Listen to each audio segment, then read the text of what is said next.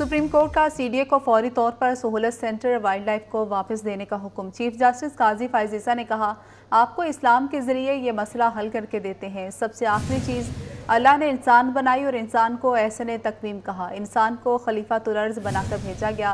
अर्ज़ में जानवर, जंगलात, परिंदे सब कुछ आता है, मगर हम ये भूल गए नबी आखिरुल ज़मा सल्लल्लाहु अलैहि वसल्लम को किस नाम से याद किया गया। नबी पाक को रहमतुल लिल आलमीन कहा गया। इसका मतलब क्या हुआ? जिस पर वकील सीडीए ने जवाब दिया, इसका मतलब है नबी पाक तमाम जहानों के लिए रहमत है। जस्टिस फायज ईसा ने रिमार्क्स दिए, हमारे नबी सिर्फ मुसलमानों के लिए नहीं बल्कि इंसानों, परिंदों, तमाम मखलूक के लिए है। चीफ जस्टिस ने वकील से सवाल किया, मिराज की रात क्यों तमाम अंबिया ने नबी करीम सल्लल्लाहु अलैहि वसल्लम के पीछे नमाज पढ़ी, ये बताएं। किसी और पैगंबर को क्यों ये एजाज़ ना दिया गया? वकील ने जवाब दिया कि हमारा इल्म इस मामले में महदूद है। चीफ जस्टिस ने कहा कि हज़रत इब्राहीम ने हमारे नबी को दावत दी थी कि आप अमामत कराएं।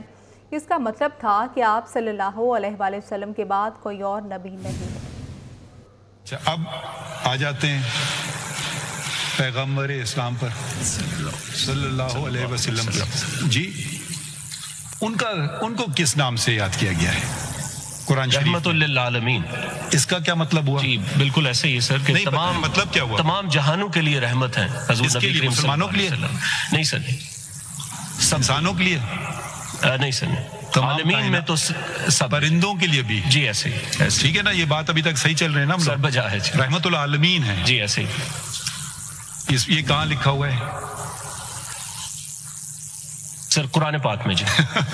मैं आपसे थोड़ा बेहतर चाह रहा जी, था। वो मार्शल देखिए ये बातें हैं जो ये पब्लिक इंटरेस्ट मैटर्स हैं। हम सिर्फ नाम मुंह पे ना लाएं, मगर उनका इखलाक जो हमसे उस पे चलें। जो ये तो अभी तक कुरान शरीफ में, अभी हम उसमें हदीस तक पहुंचे नहीं हैं। अभी कुरान शरीफ में सूरह इसरा वाक़या तो पता है ना, फिर मेराज, सर तमाम पैगंबर और तमाम अनबिया किसके पीछे नमाज पढ़ी बताइए? जी हजूर पाक सल्लल्लाहु अलैहि वसल्लम। क्यों नहीं हजरत ईसा अलैहिस्सलाम, हजरत मूसा अलैहिस्सलाम, हजरत इब्राहीम अलैहिस्सलाम, हजरत आदम अलैहिस्सलाम, इनके पीछे क्यों नहीं पढ़ी बताइए? सर मेरी दीन फहमी इतनी ज्यादा नहीं है, मैं कुछ इस हवाले से पूछ रहे थे उमर साहब। नहीं, इस्लाम स्टेट रिलीजन, हम सब मुसलमान हैं, तो फिर हमें थोड़ा सा सीखना भी तो चाहिए ना, थोड़ा जिम्मेदारी है हम पे ना। जी ऐसे यकीनन ऐसे। तो बताइए ना।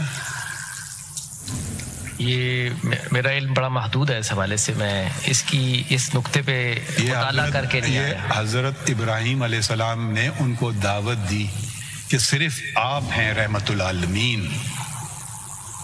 बिल्कुल ठीक सर, ठीक है ना। ये अब आप इस बात की जरा सोचिए, ठीक है। वो तो उनसे पहले वाले पैगंबरों ने उनको दावत दी और उनके पीछे सबने नमाज पढ़ी।